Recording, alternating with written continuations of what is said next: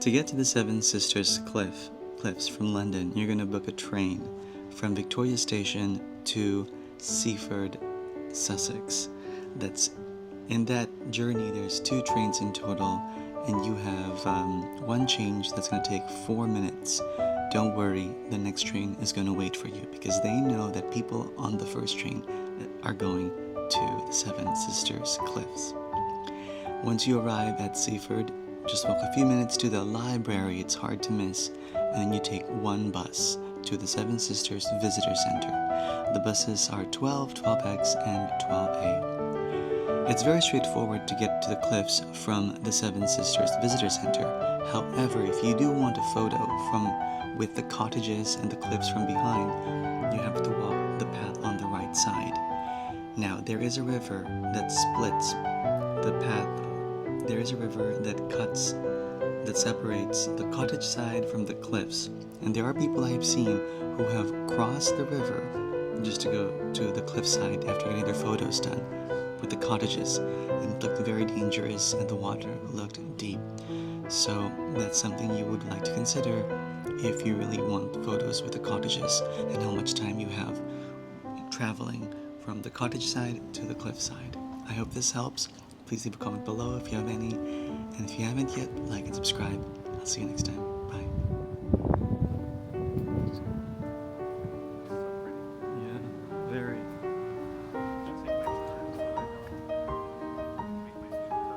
Hmm?